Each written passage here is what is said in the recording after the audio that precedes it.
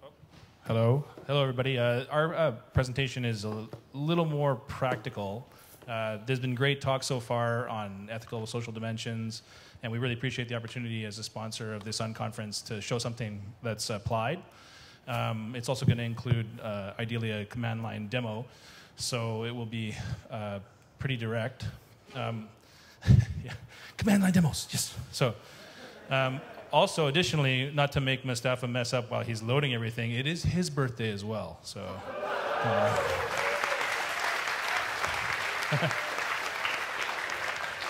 so I'm Zack Devereaux. I'm the Director of Research and Public Sector Solutions at Nexalogy, and Moustafa is our NLP expert.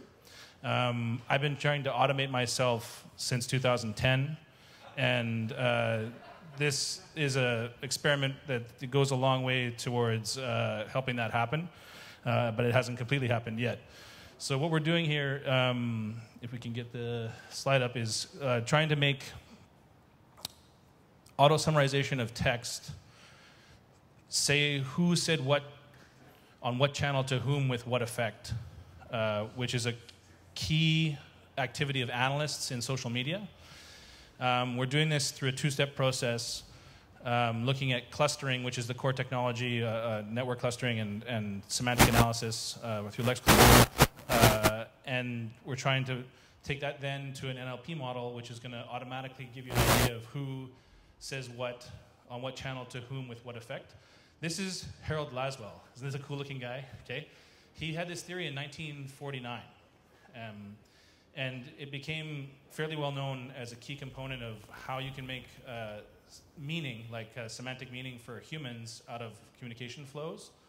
And he did a lot of work at the end of the war period, especially with the CIA and also the security forces in the States. And we were working on auto-summarization as an NLP technique, and we had this moment where we said, you know, we have all these elements. How can we make an alert for an end user that's going to make an intelligent, actionable insight? And that's where we said what we're going to do is use the core technology of Nexalogy, which is automatic clustering, going from a list which is only comprehensible up to about 200 items to a network graph or a distribution in a visual lexical graph, which makes you able to look at much larger amount of data and identify patterns as an initial step. And what we see is that the weak signal detection with clustering is that makes us see one of these things doesn't belong here and one of these things is kind of the same, like Sesame Street, right?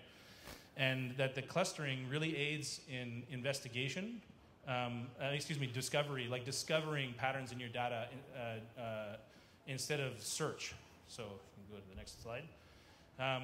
And this is where I'm going to let Moustafa go into the details of what we had as our resources for making this theory from 1949 jive with technology of today, and how we did the actual applied component. Thank you, Zack. So at Nexalogy, what we did was we tackled the Haiti project. So there was a disaster, Hurricane Matthew, October of last year. Here we set up two different pipelines. One is the natural language processing pipeline and the auto-summarization pipeline. For the NLP pipeline, we use something called Spacey and GenSum. Spacey is one of the world's fastest natural language processing libraries in existence. It processes text in milliseconds to produce lemmatization, tokenization, parsing, parse-to-speech tagging, census recognition, and entity recognition.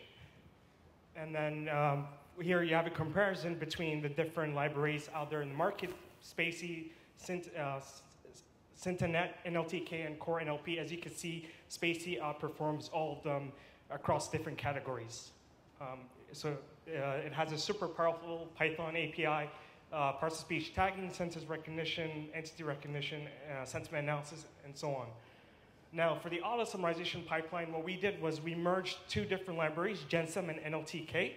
And for this Haiti project, what we do is that we would take a representative sample from the data set. We applied a filter, an OR filter, on over 100,000 tweets that were coming in from Haiti during the Hurricane Matthew disaster.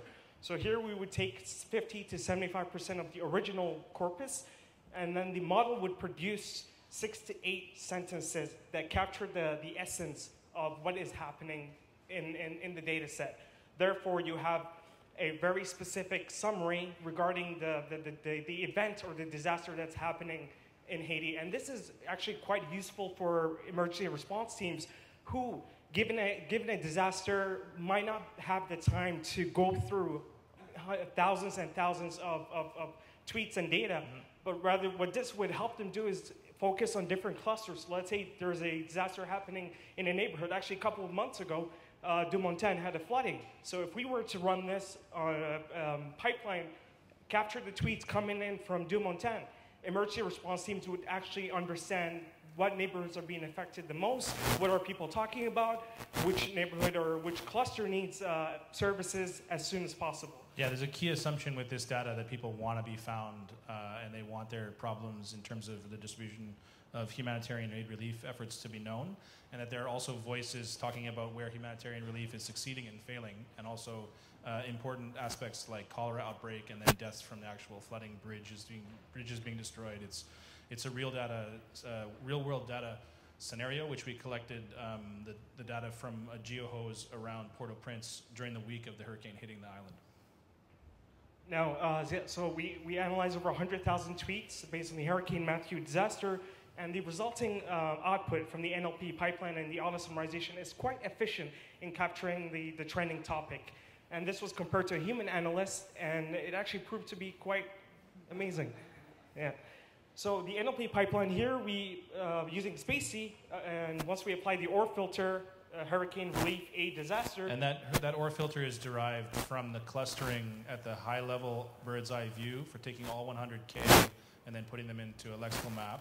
And then from there you can make this OR statement, which reduces the fidelity to even more signal that's valid for the signal to noise ratio.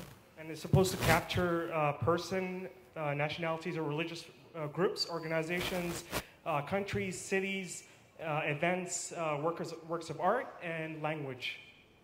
So this is Bender, our social media analyst. If you guys know from Futurama. This is the robot I want to become, basically. And he says anything less than immortality is a complete waste of time, right? And so our pipeline produces these results. It captures Jackie Charles as a person, Hurricane Matthew as an event. Jackie Charles was actually one of the correspondents on the ground talking about, reporting the news of the Hurricane Matthew. And it captures other entities such as location, dates, nationalities, political groups, and organizations. So here we have the Disaster Aid Friends, BBC News, DART, Disaster Assistance Response. And the assumption here is that the analyst and the robot know nothing about Haiti when we give them this data, right? And then we run that through our auto summarization pipeline, and this is the initial summary that it produces. So Jackie Charles reported that Hurricane Matthew is now crossing Haiti and starting to affect one of the locations. CNN International is reporting Hurricane Matthew hits Haiti. So this is sort of a very specific summary that could be sent out as an alert to emergency response teams, and they can immediately understand what is this current event that is happening. Yeah, so for a political and social consequence, you have conversations starting about accountability and transparency for any relief efforts. And these auto summarizations, which are machine produced, are a summary of the best parts of the tweets that are coming through.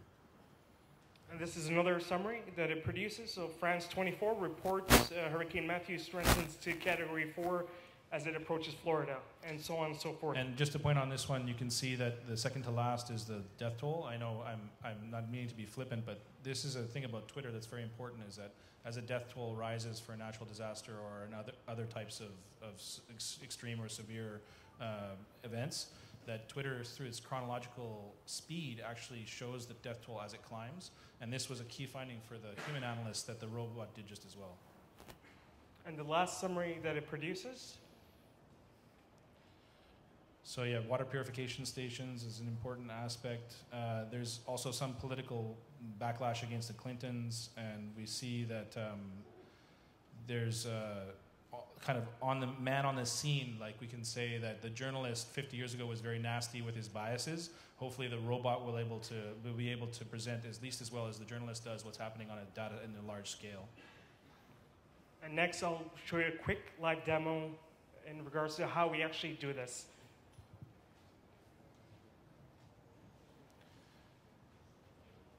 So one thing that I would just mention here that I learned a long time ago, but I think is still true, is that in relation to the talks this morning, is that coincidence is not causation. So this is an important principle that requires human verification, and it's hard to do without the human element when you're actually dealing with artificial intelligence at this point. And the idea of a prosthesis is what this tool would be. It would be something that can help the human analyst deal with data volume and veracity. And then you would be able to eventually, ideally, be able to speak with the robot about what's going on the ground.